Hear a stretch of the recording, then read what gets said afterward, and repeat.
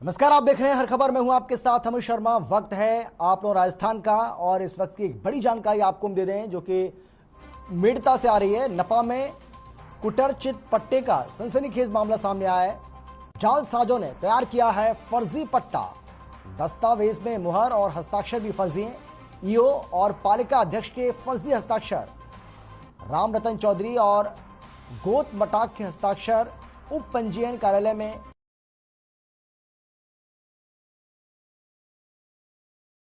अन्य के खिलाफ रिपोर्ट पेश की गई है। ये बड़ी जानकारी आपको हम दे रहे हैं। इस वक्त की बड़ी खबर आपको बता रहे हैं। नपा में कूटरचित को लेकर ये बड़ा मामला। तो इस वक्त की बड़ी जानकारी, 2 लोगों के खिलाफ नामजद केस दर्ज किया गया जबकि एक अन्य के खिलाफ रिपोर्ट पेश की गई है। राम रतन चौधरी और दूसरे जो शख्स हैं, इन दोनों के खिलाफ ये कार्रवाई हुई है। तो जालसाजों ने किस तरीके से फर्जी पट्टा तैयार किया, ये भी अपने आप में एक अहम सवाल। ये बड़ी जानकारी लगातार आपको हम दे रहे हैं, बड़ी खबर आपको हम बता रहे हैं। दस्तावेज में मुहर और हस्ताक्षर भी फर्जी किए गए। तो जालसाजी का ये मामला मेड़ता से इस वक्त की ये बड़ी जानकारी आपको हम दे रहे हैं। दस्तावेज में जो मुहर और हस्ताक्षर किए गए वो भी फेक हैं, फर्जी हैं।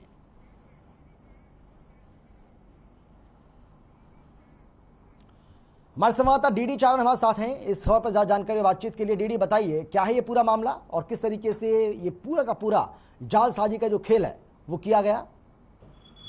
जी अमित, ये मेड़ता नगर पालिका का मामला है। मेड़ता नगर पालिका के प्रशासन शहरों के संघ अभियान में पट्टे जारी किए गए थे जी। तो इसी का फायदा उठाते हुए जालसाजों ने मेड़ता ईओ रामरतन चौधरी और नगर पालिका चेयरमैन गौतम टाक के फर्जी हस्ताक्षर करके एकदम हूबहू फर्जी पट्टा जारी कर दिया था। तो इस पट्टे को फिर पट्टा बन गया था। बनने के बाद रजिस्ट्रार ऑफिस में पट्टा गया रजिस्ट्रेशन होने के लिए पंजीयन विभाग में। पंजीयन विभाग के कर्मचारियों को लगा ये पट्टा फर्जी हो सकता है तो आशंका हुई। फिर चेयरमैन को पता चला। चेयरमैन और ईओ ने लेटर जारी करके पट्टा ओरिजिनल कॉपी रजिस्ट्रार ऑफिस से मंगवाई और मंगवाकर जांच में की गई तो जांच में पाया गया था कि पट्टा 100% फर्जी जो है वो जारी करके तैयार कर दिया गया था। और जालसाजों ने बड़ी ही मतलब अच्छी साजिशाना तहत ये सारा काम करते हुए पट्टा बना दिया था। और अब ये जो चेयरमैन और ईओ जो है इन्होंने मेड़ता थाने में इनके खिलाफ एफआईआर दर्ज की है।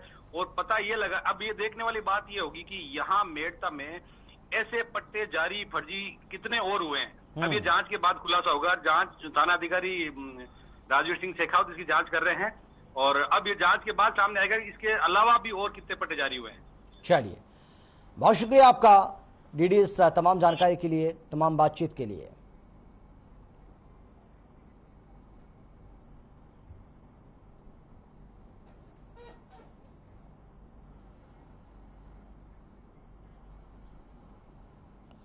जोधपुर सर्किट हाउस में भारतीय युवा कांग्रेस की मीटिंग रखी गई जिसमें प्रवक्ता दिनेश पिंटू सारस्वत ने बताया कि प्रदेश अध्यक्ष और जिला अध्यक्ष शहर विधायक मनीषा पवार ने मीटिंग रखी जिसमें युवा कांग्रेस में नए पदाधिकारियों को शुभकामनाएं देने के साथ ही संगठन की जिम्मेदारी सौंपी गई। केंद्र सरकार की ओर से लगातार महंगाई दर बढ़ती जा रही है, इसके बारे में जानकारी दी गई।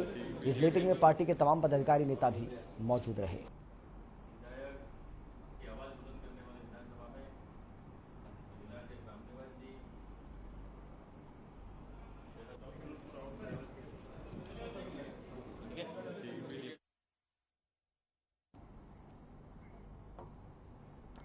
और कांग्रेस के प्रवक्ता दिनेश पिंटू जी हमारे साथ हैं इस खबर पर बातचीत के लिए।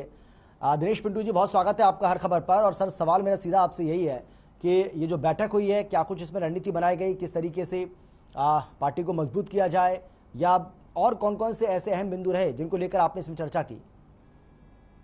आप हर खबर के सभी संवाददाता और सभी दर्शकों का मैं प्रवक्ता होने के नाते इस कांग्रेस की तरफ से हार्दिक स्वागत और अभिनंदन करता हूँ।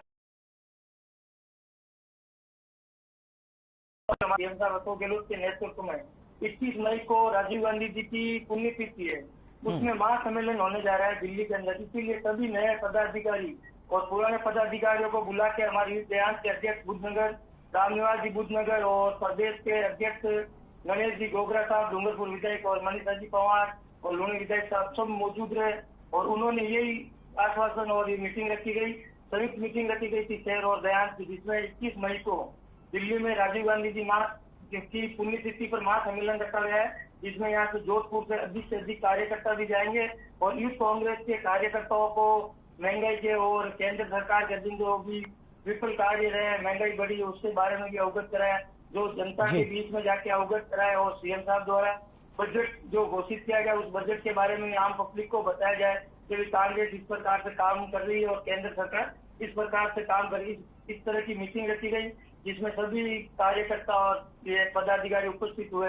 पुनीत जांगू, मानवेंद्र जी विष्णु, हर्ष और नरेंद्र दुबी, दीपक शर्मा, ये सब मौजूद रहे और इन्होंने 21 मई के लिए पहले तो ये तैयारी की कि उनकी पुण्यतिथि पर अधिक से अधिक हम जोधपुर से उनको श्रद्धांजलि देने के लिए दिल्ली पर जाएंगे। बिल्कुल।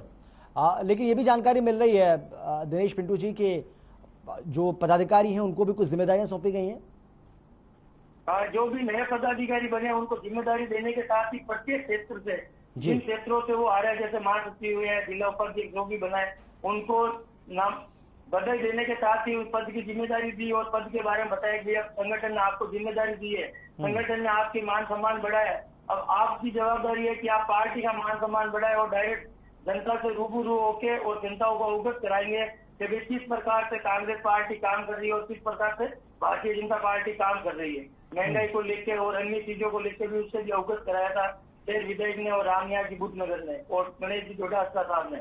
जी तो क्या ये माना जाए दिनेश जी, क्योंकि अब चुनाव बहुत नजदीक है राजस्थान में विधानसभा का, तो ऐसे में ये माना जाए कि कांग्रेस पार्टी अब पूरी तरीके से जुट चुकी है मिशन रिपीट में, और किस तरीके से पार्टी को ज्यादा मजबूत किया जाए, किस तरीके से सरकार एक बार फिर से प्रदेश में बनाई जाए, यही आपकी कोशिश? जी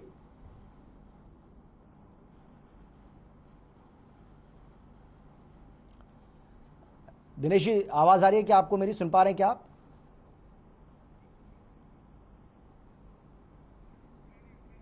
चलिए, बहुत शुक्रिया आपका। लगता है हमारी आवाज नहीं पहुंच पा रही है दिनेश जी तक। तो दिनेश पिंटू जी हमारे साथ थे, जो कि कांग्रेस के प्रवक्ता हैं। उन्होंने विस्तार से ये जानकारी दी है, बताया है कि किस तरीके से ये जो बैठक हुई है इसमें कौन कौन से ऐसे एजेंडे थे जिनको लेकर चर्चा की गई है, और इसके साथ ही उन्होंने ये कहा कि 21 तारीख को वो दिल्ली जाने वाले और दिल्ली में जो कार्यक्रम है उसमें वो शिरकत करेंगे, राजीव गांधी को श्रद्धा सुमन अर्पित करेंगे और उनकी कोशिश है कि ज़्यादा से ज़्यादा संख्या में वो लोग दिल्ली पहुँचें। इसके साथ ही उन्होंने ये भी कहा कि जिस तरीके से महंगाई लगातार बढ़ती जा रही है, इसको लेकर भी हमने इस मीटिंग में चर्चा की है, विचार विमर्श किया है। और अब खबर है हनुमानगढ़ से, जहां 2 दिन पहले सरपंच राजेंद्र न्योल पर हुए जानलेवा हमले के मामले में पुलिस ने 4 आरोपियों को गिरफ्तार किया है। पकड़े गए आरोपियों में 2 पूर्व सरपंच के बेटे भी शामिल हैं। वहीं थाना प्रभारी रविंद्र सिंह नरुका ने बताया है कि सरपंच राजेंद्र न्योल पर हुए जानलेवा हमले के आरोप में पूर्व सरपंच रतनलाल ईसराम के 2 लड़के, एक भतीजे और एक अन्य आरोपी को गिरफ्तार किया गया। इन चारों को बीकानेर क्षेत्र के बज्जू थाना से गिरफ्तार किया गया। पूछताछ में हमले के पीछे का कारण राजनीतिक और संपत्ति का विवाद बताया जा रहा है।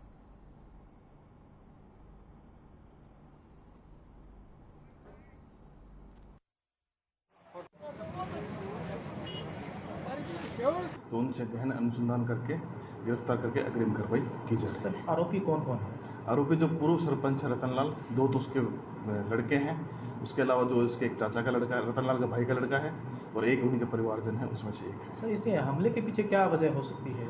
इनके हमले के तो रंजिश तो काफ़ी टाइम से इनके चली आ रही है। 1-2 विवाद जमीन संबंधी भी हैं, उसके अलावा भी राजनीतिक एक दूसरे से चुनाव लड़ते रहते, वो रंजिश लेके काफ़ी समय से इनके आपस में खींचतान चल रही थी। हमले में कोई और भी शामिल हो सकता है इनके अलावा कोई? अभी इनको लेके आए हैं देर रात और इन सब आरोपियों से अभी पूछताछ की जा रही है और जैसे भी जो भी होगा उसके अनुसंधान उसकी दिशा में किया जाएगा। और हमारे संवाददाता राजरतन पारिक हमारे साथ जुड़ गए इस खबर पर ज्यादा जानकारी बातचीत के लिए। राजरतन, बताइए क्या है ये पूरा मामला और किस तरीके से सरपंच पर हमला हुआ, उसके बाद इस पूरे मामले में खुलासा हुआ है, पुलिस ने अपनी कार्रवाई को आगे बढ़ाया, दीजिए पूरी जानकारी। जी अमित जी, मैं बता दूं कि 2 दिन पहले की यह घटना है। देवीदास सरपंच अपने खेत की तरफ जा रहे थे, घर से खेत की तरफ, तब रास्ते में किसी अज्ञात हमलावरों ने उन पर हमला बोल दिया और अज्ञात हमलावरों के तलवार वगैरह लाकर के उनके जगह जगह से हाथ पैरों पे चोटें मारी, जिससे बुरी तरह से घायल हो गए।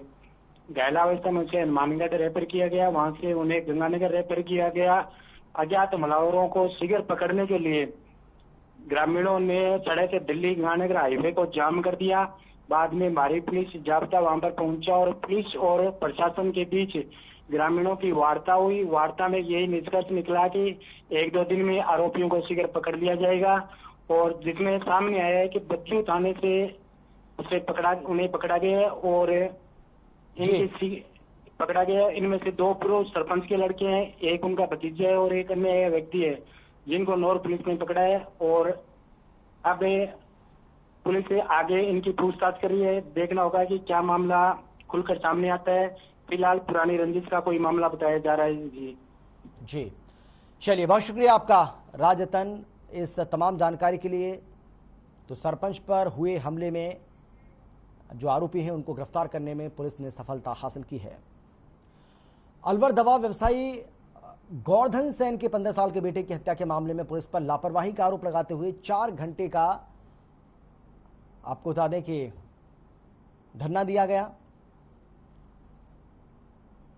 वहीं मुर्दा घर में रखे शव पर बर्फ लगवाई गई। साथ ही शव का पोस्टमार्टम कराने के लिए पुलिस ने परिजनों को जानकारी दी है।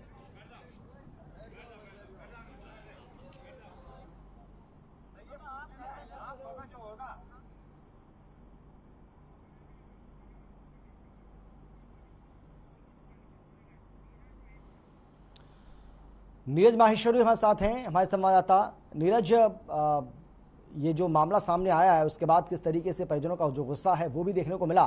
नेशनल हाईवे को जाम कर दिया, क्या मांग है इनकी? इनकी ये दोषियों को पकड़ने की मांग है सर। इसमें क्या है कि बीजेपी ने धरना प्रदर्शन किया है, उसमें 19 लोगों का चालान किया गया है। कैलाश टोक रेणी थाना अधिकारी ने मामला दर्ज किया है उनके खिलाफ। ये पुरानी रंजिश बताई जा रही है जी। बीजेपी का धरना प्रदर्शन आज भी जारी है।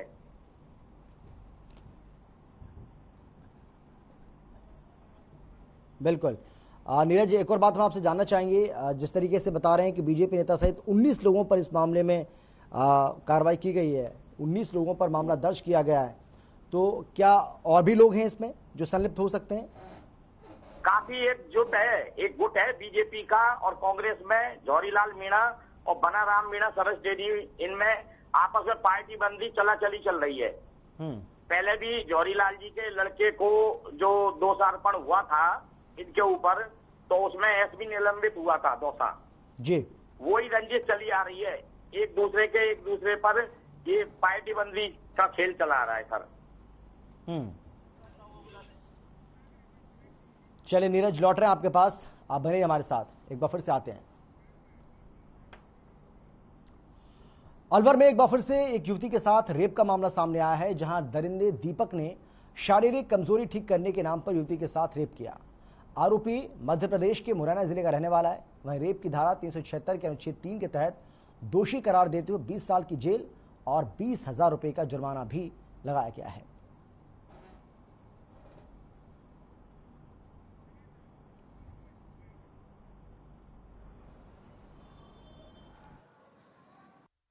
ये दिनांक 15/5/19 को थाना प्रतापगढ़ में पीड़िता ने एक FIR लॉन्च कराई थी कि उनके यहाँ एक मुलजिम देश दीपक नाम का व्यक्ति गैस सही करने आता है और उसने कहा कि मैं कमजोरी का इलाज करता हूँ, है ना। तो उसकी माँ से कहा, तो माँ को भी यही कहा, माँ के ऊपर हाथ वगैरह फेरा और कहा तू ठीक हो जाएगी। फिर वो पीड़िता को घर की बाहर झोपड़ी में ले गया, वहाँ उसको बिठा दिया और उसकी पजामी उतार दी, कुर्ते ऊपर कर दिए। फिर उसके साथ गलत हरकत की और लकड़ी की हथौड़ी उसकी योनि में डाल दी। इस पर मुकदमा दर्ज हुआ। नीरज माहेश्वरी लगातार हमारे साथ बने हुए हैं, हमारे संवाददाता। नीरज, एक दरिंदे को अदालत की ओर से सजा मुकर्रर की गई है। वाकई में ये जो फैसला है अदालत का, ये मिसाल बनेगा। 20 साल की सजा, 20,000 रुपए का जुर्माना भी। वरिष्ठ न्यायालय पॉक्सो एक्ट संख्या 2 ने न्यायाधीश राजवीर सिंह ने ये निर्णय लिया है 20 साल का कठोर कारावास और इसको 20,000 रुपए दंडित किया गया है। लोक अभियोजक अशोक सैनी ने ये बताया है कि धारा 376, 454 और धारा 448 में दंडित किया गया है 5/6। जी चलिए, बहुत शुक्रिया आपका नीरज जी इस तमाम जानकारी के लिए। जी बहुत शुक्रिया, बहुत धन्यवाद आपका। बीजेपी के राष्ट्रीय अध्यक्ष जेपी नड्डा ने अलवर में बीजेपी के जिला कार्यालय का वर्चुअल उद्घाटन किया। इस दौरान अलवर में बीजेपी के राष्ट्रीय प्रवक्ता और सांसद राज्यवर्धन सिंह राठौर, विधायक रामलाल शर्मा सहित पार्टी के कई वरिष्ठ नेता भी मौजूद रहे। इस दौरान हवन यज्ञ कर नए कार्यालय में पूजा अर्चना करवाई गई। इस मौके पर बड़ी एलईडी लगाकर बीजेपी नेता और कार्यकर्ताओं ने राष्ट्रीय अध्यक्ष जेपी नड्डा का भाषण भी सुना।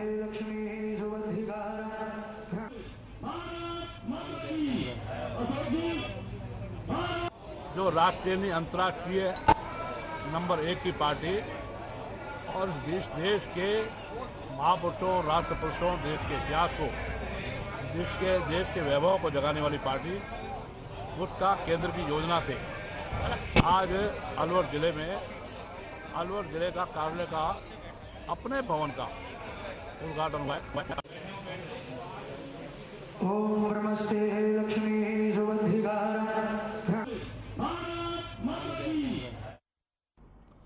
और अब खबर है हनुमानगढ़ से, जहां बीजेपी के राष्ट्रीय अध्यक्ष जेपी नड्डा ने हनुमानगढ़ में जनसभा को संबोधित किया। इस दौरान नड्डा ने गहलोत सरकार पर जमकर निशाना साधा। उन्होंने कहा कि अशोक गहलोत ने राजस्थान की आबरू और सम्मान पर प्रहार किया है। राजस्थान में सबसे ज्यादा रेप हो रहे हैं। एक मंत्री का नाम लिए बिना नड्डा ने कहा कि विधानसभा में बहुत हल्का बयान दिया। ये गहलोत और उसकी सरकार की मानसिकता को दर्शाता है। नड्डा ने जनता से कहा कि इस सरकार को प्रजातांत्रिक तरीके से उखाड़ फेंकना होगा।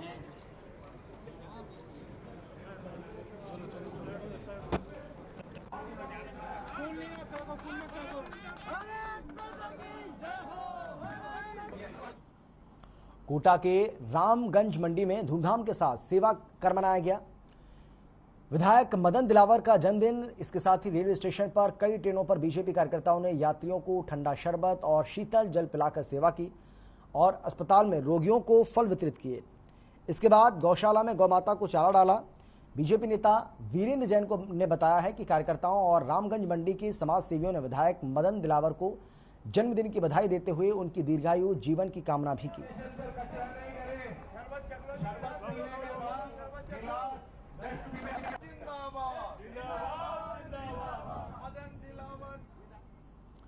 करौली में क्षेत्रीय ग्रामीणों ने अवैध शराब की बिक्री के खिलाफ विरोध प्रदर्शन किया, नारेबाजी की, नाराजगी जताई।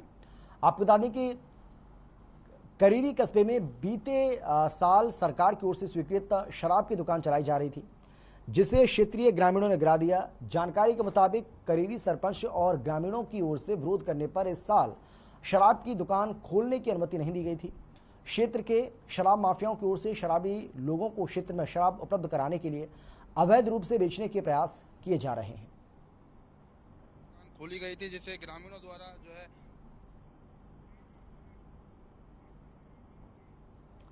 और खबर है अराई से, जहां अराई क्षेत्र के गोठियाना और मोहम्मदगढ़ गांव के पास लगातार सड़क दुर्घटना हो रही है। इस दौरान कई लोगों की मौत भी हो चुकी है, लेकिन अभी तक पीडब्ल्यूडी विभाग आवश्यक कदम नहीं उठा रहा है। आपको बता दें कि गोठियाना से सामप्रोदा रोड पर सड़क के दोनों तरफ बबूल के पेड़ उगे हुए हैं, जिससे सड़क पर आवागमन करने वालों को दिखाई नहीं देने की वजह से एक दूसरे से आपस में टकरा जाते हैं।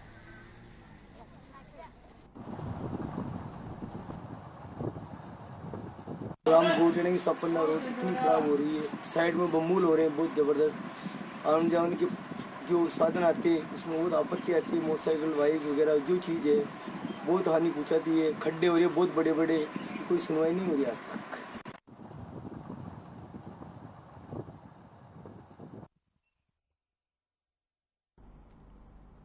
धौलपुर में भीषण गर्मी के चलते कोयले से लदी मालगाड़ी में आग सुलग गई। मामला शहर के रेलवे स्टेशन का है, जहां आगरा की ओर से आती कोयले से भरी एक मालगाड़ी के रैक धुएं उठता दिखाई दिया, जिसे देखकर रेलवे स्टेशन पर तैनात कर्मियों ने फायर कर्मियों को सूचना दी, जिसके बाद मौके पर पहुंची फायर कर्मियों ने करीब 1.5 घंटे की मशक्कत के बाद रैक में लदे सुलगते हुए कोयले पर पानी की बौछारें शुरू कर दी, ताकि एहतियात के तौर पर रेलवे की HT लाइन को करीब आधे घंटे शट डाउन कर दिया गया। जिसके चलते आधे घंटे तक ट्रेनों का आवागमन पूरी तरह से बंद रहा।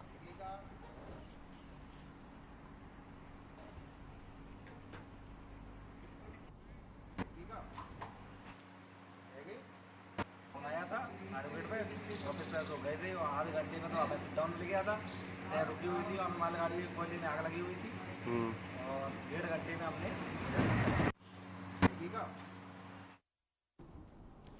झालावाड़ जिले के मिशरौली में तेज रफ्तार का कहर देखने को मिला, जहां बाइक सवार को बचाने के प्रयास में बस अनियंत्रित होकर पलट गई।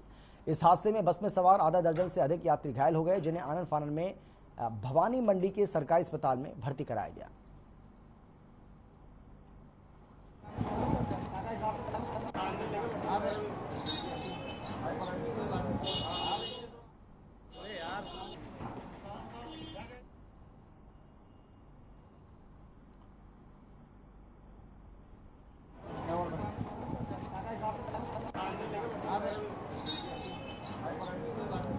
सड़क हादसा हुआ है जिसमें आधा दर्जन से अधिक यात्री घायल हुए हैं।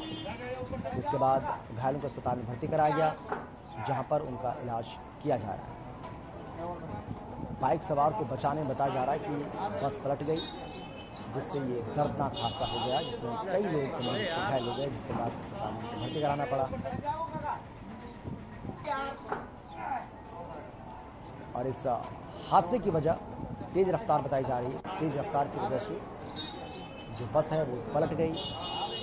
कहा जा रहा है कि बाइक सवार था, उसको बचाने के चक्कर में जो बस का ड्राइवर है उसने कोशिश की कि बाइक सवार को बचा पाए, लेकिन ऐसा करते वक्त बस अचानक से पलट गई, जिसमें आधा दर्जन से अधिक यात्री हैं।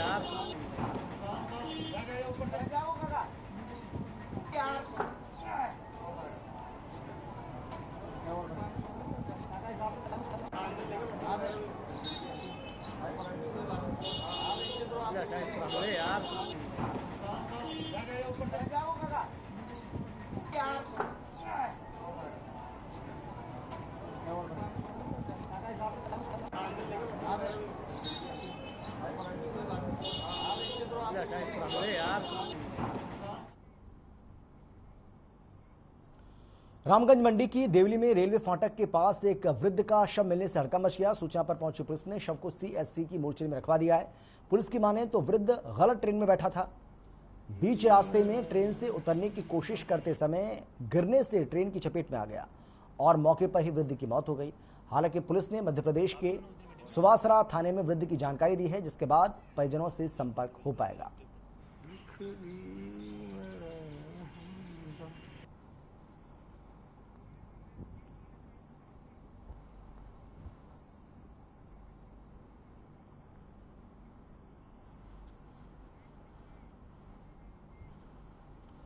भीलवाड़ा शहर के कोतवाली थाना क्षेत्र में कुछ अज्ञात युवकों ने देर रात शास्त्री नगर में ब्रह्माणी स्वीट्स के पास आदर्श तापड़िया पर चाकू से हमला कर दिया, जिससे वो गंभीर रूप से घायल हो गए। जिसके बाद तापड़िया को महात्मा गांधी अस्पताल में रेफर किया गया, जहां डॉक्टरों ने उनको मृत घोषित कर दिया।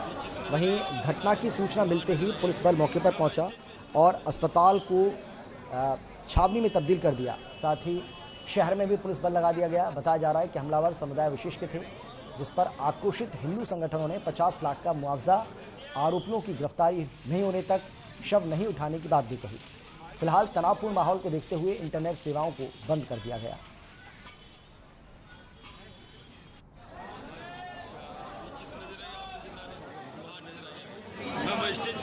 देखिए, ये जो पिछले कई दिनों से इस कांग्रेस राज में जो घटनाएं हो रही है, विशेष तौर से हिंदुओं को टारगेट करके जो हमले किए जा रहे हैं वर्ग विशेष द्वारा, ये बहुत ही निंदनीय कार्य। निंदनीय तो खैर एक मामूली शब्द है ये, लेकिन यूँ कहना चाहिए कि बिल्कुल ही जिसको कहते हैं कि जो एक्शन में। और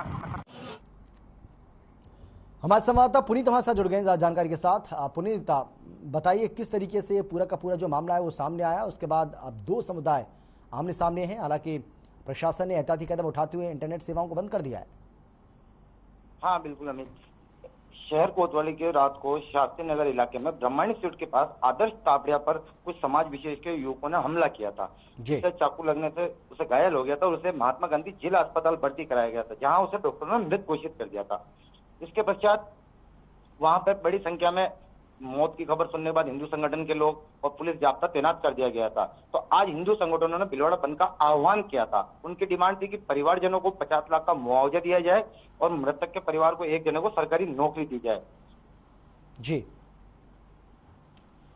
तो आज अभी जिला कलेक्टर आशीष मोदी और पुलिस अधीक्षक आदर्श सिद्धू ने मृतकों को परिजन और उसके साथ एक बैठक ली। उसमें बैठक में इनका 20 लाख रुपए में और एक सरकारी नौकरी से समझौता हुआ है। जी, यानी इस मामले में समझौता हो चुका है? हाँ बिल्कुल, अभी समझौता हो चुका है। जी, चलिए, बहुत शुक्रिया आपका पुनीत इस तमाम जानकारी के लिए। और फिलहाल इतना ही, छोटे से ब्रेक के बाद फौरन लौट रहे हैं।